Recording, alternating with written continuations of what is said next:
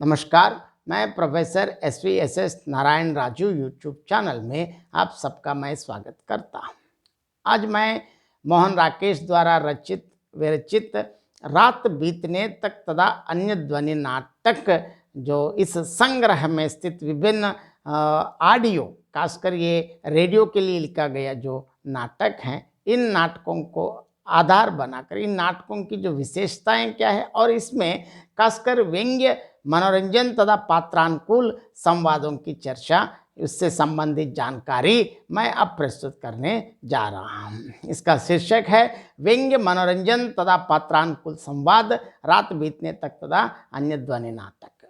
मोहन राकेश कृत नाटक रात बीतने तक तथा अन्य ध्वनि नाटकों में प्रयुक्त संवादों में पर्याप्त विविधता पाई जाती है। व्यंग्यात्मक और मनोरंजन पूर्ण संवादों का प्रयोग भी पूर्णता से इस नाटक में द्रष्टव्य है। अगर उदाहरण के लिए देखेंगे, विलोम, यह अनुभव करने की मैंने आवश्यकता नहीं समझी। तुम मुझसे घृणा करती हो, मैं जानता हूँ, परंतु मैं तुमसे घृणा नहीं करता। मेरा यहाँ होने के लिए इतना ही कारण पर्याप्त है। अग्निकाष्ठ का प्रकाश फिर कालिदास के चेहरे पर डालता है और एक बात कालिदास से भी करना चाहता था।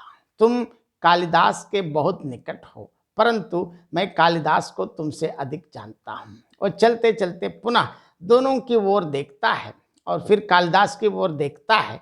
तुम्हारी यात्रा शुभ हो कालिदास, तुम जानते हो विलोम तुम्हारा भी हित चिंतक है।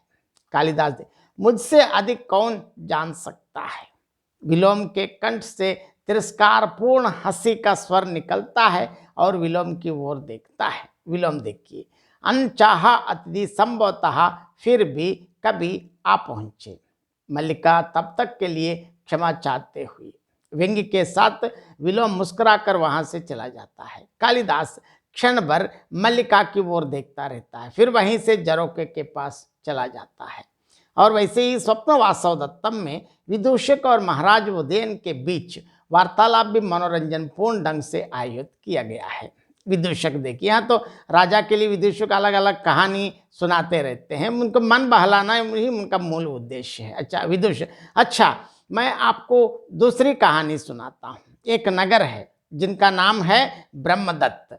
वहाँ काम्पिल्य नाम का एक राजा राज्य करता था। राजा, देखिए, क्या विदूषक, कहाँ है कि ब्रह्मदत्त नामक एक नगर है जहाँ पर काम्पिल्य नामक एक राजा राज्य करता था। अब राजा की प्रतिक्रिया देखिए, अरे मूर्ख, राजा का नाम ब्रह्मदत्त होगा और नगर का नाम काम्पिल्या। विदूषक, राजा ब्रह्मदत्त और नगर काम्पिल्य।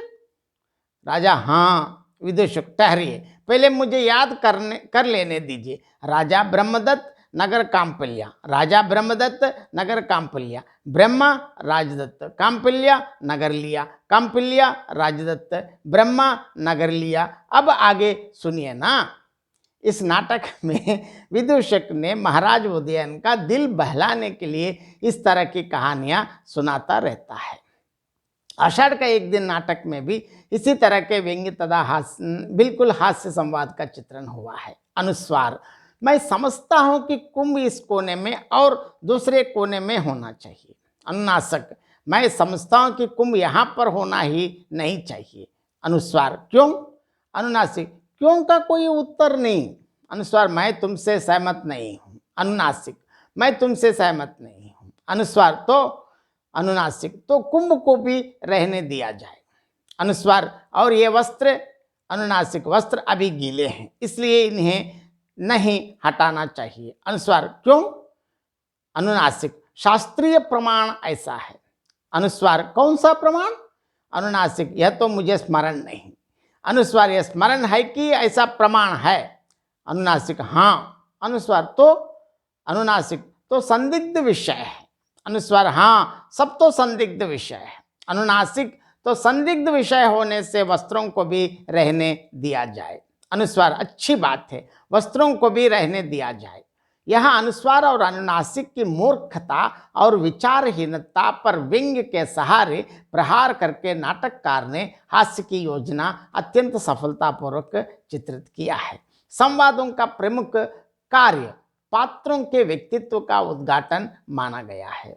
व्यक्तित्व का अर्थ है जिसमें व्यक्ति की पूर्ण अस्मिता समाहित होती है। इसके अंतर्गत उसका बाहरी और भीतरी चारित्रिक वैशिष्ट्य का विवरण होता है, अर्थात व्यक्तित्व बाह्य रूप और आंतरिक सौष्ठव से मिलकर ही अपना रूप धारण करता है। पात्रानुकूल संवाद का उद्घाटन दो तरीकों से करते हैं। पहला, वक्ता के संवाद से स्वयं उसका व्यक्तित्व अनावृत होता है। द्वितीय, उसके संवाद दूसरों के चरित्र को व्यक्त करते हैं।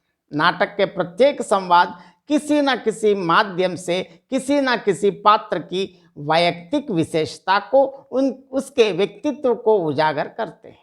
मोहन राकेश के संवादों को इस कार्य में सफलता कहाँ तक मिली है, उसका आकलन यह मोहन राकेश कृत नाटक रात बीतने तक तथा अन्य ध्वनि नाटकों के माध्यम से हम अभी चर्चा करने जा रहे हैं और अभी कर रहे हैं। रात बीतने तक में इसी तरह के पात्रानुकूल संवाद का आयोजन किया गया है। उदाहरण के लिए हम देखेंगे, सुंदरी, नहीं, संसार की दृष्टि इसे सहन नहीं करती। लोग पहले ही कहते हैं कि राजकुमार नंद ने मानवी से नहीं एक यक्षिणी से विवाह किया है जो हर क्षण उन पर जादू किया रहती है।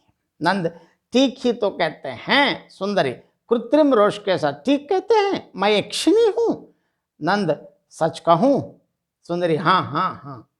नंद, मैंने कभी यक्षिणी देखी नहीं, परंतु इतना कह सकता कि तुम मानवी नहीं, तुम्हारे जैसा रूप मानवी का नहीं होता। डाट डाट, तुम्हारी आंखों से मदिरा छलकती है, ओठों से मदिरा छलकती है, रोम रोम से मदिरा छलकती है, फिर तुम कैसे कहती हो कि तुम मानवी हो? एक बार फिर वही शब्द कहो। सुंदरी अपने आकर्षण के द्वारा राजा नंद को बांध कर रखती है। नंद उस आकर्षण से मुग्ध होकर राज्य के बारे में सोचना भूल जाता है। इसीलिए राज्य के हर व्यक्ति सुंदरी को मानवी के बजाय एक यक्षिणी के रूप में देखने लगते हैं। कुंवारी धरती में भी नाटककार ने नाटक को जीवंत बनाने के लिए पात्रानुकूल संवादों को प्रस्तुत किया है। अब उदाहरण देखेंगे। राधिका, ना भैया, ना मेरा 6 बच्चों का परिवार है। ऐसी बदनामी से तो पहले ही इनकी पंडा वृत्ति खराब हो रही है। जिसके घर में ऐसा अधर्म हो रहा हो उससे लोग धर्म का कार्य क्या क्यों करेंगे? रजनी, तुम मुझे इतनी गिरी हुई क्यों समझती हो? बहन, मेरी कुछ परिस्थितियां हैं जो मुझे यहाँ ले आई हैं, नहीं तो डाट डाट। राधिका, ऐसा ही सतवंती हो तो क्यों नहीं अपने घर वालों को 3 पैसे का कार्ड लिखकर बुला लेती? तुम्हारे घर वाले आ जाएं तो हमारे या किसी के कहने की कोई बात नहीं रह जाती, पर आगे पीछे कोई हो तो डाट डाट डाट। देखिए, यहाँ ऐसे बिंदुओं का प्रयोग मोहन राकेश ऐसे करता है, इससे वहाँ पात्रों की मनस्थिति का बिल्कुल सुनने वाले श्रोता या देखने वाले दर्शक या पाठक अपने आप अंदाजा लगा, मतलब इसके लिए अनेक अर्थ निकाल सकते हैं। रजनी, ऐसी बात ना कहो। राधिका, बहन, मेरे कारण घर वालों की क्या दशा हो रही होगी उसका अनुमान मैं ही लगा सकती हूँ, फिर भी मैं उन्हें अपनी सूचना नहीं दे सकती। केवल कुछ दिनों की ही तो बात है, उतने दिन मुझे यहाँ काट लेने दो बहन, उसके बाद मैं स्वयं ही डाट डाट डाट। इस प्रकार इस नाटक में मोहन राकेश ने कुंवारी माँ की निस्सहायता और विवशता का चित्रण किया गया है। नाटककार मोहन राकेश ने नाटक के अनुरूप आवश्यकतानुसार व्यंग्य, मनोरंजनपूर्ण तथा पात्रों के अनुरूप संवादों का बहुत सफलतापूर्वक प्रयोग किया गया है। यहाँ इस संदर्भ में मैं यहाँ ये कहना चाहता हूँ, क्योंकि खासकर चाहे श्रव्य नाटक या दृश्य नाटक, मतलब यहाँ ध्वनि नाटक माना जाता है, ध्वनि नाटकों के लिए विशेषकर संवादों की बहुत अत्यंत प्रामुख्यता है। मतलब इसमें अत्यंत